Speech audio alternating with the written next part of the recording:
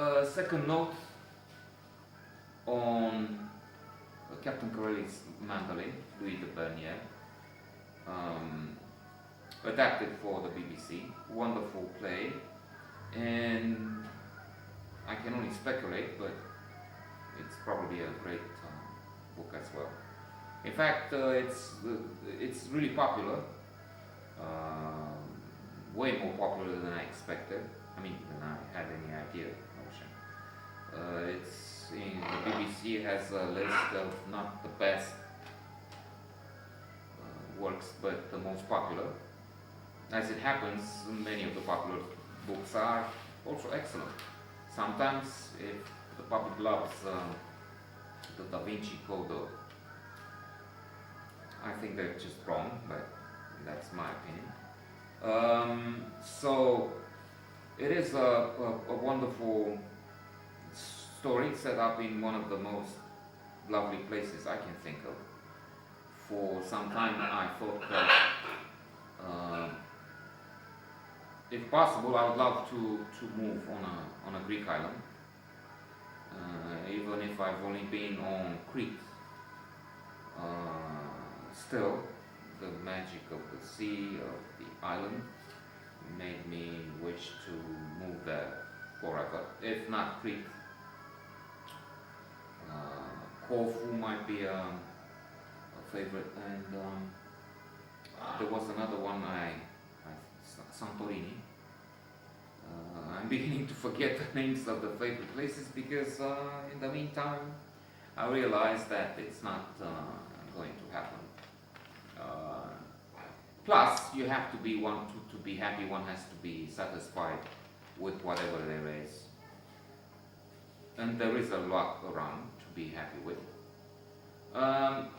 Returning, so the Italians attack and occupy this Greek island, where we have Dr. Iannis, his daughter Pelagia, Madras, the man who seemed to be alright in the first part of the story, but turns out to be an SOB, a villain and an evil character as we progress. True, it might be accounted for by PTSD, post-traumatic stress disorder. He's going to war and returns as a wreck full of lies, wounds, and with a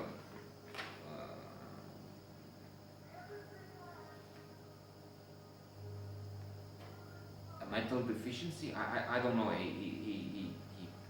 He acts crazy, talks to himself, and he's definitely affected by the war, and becomes a beast as he joins the Greek communists. Communists have that effect on people.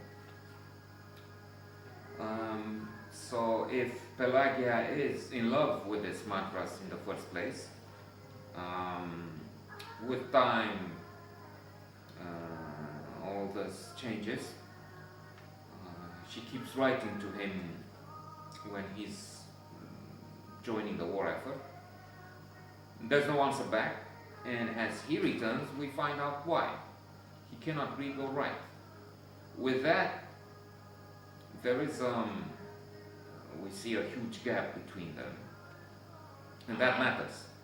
The French say, and others with them, and there's extrême se touche, opposites attract. It's also in English. There's a song, Paula Arturo, another pop star. That's not working. Studies, research, statistics show that in order to get along together, couples, especially married people, need to have about the same background, and it makes sense. What is a university professor to talk to daily to a man who is a plumber? No offense to the plumber, I hope. And we can also say that there will be people among them who have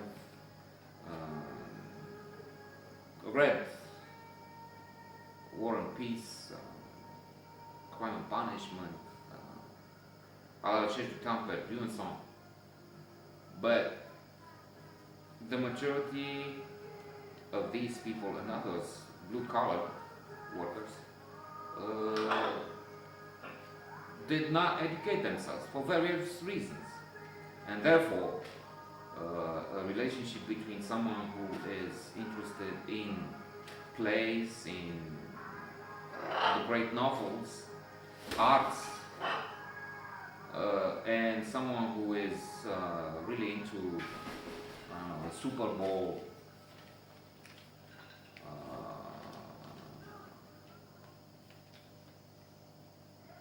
money, music. That's a species, that's a type of music which is thought of all around here. The gap is eventually going to make the two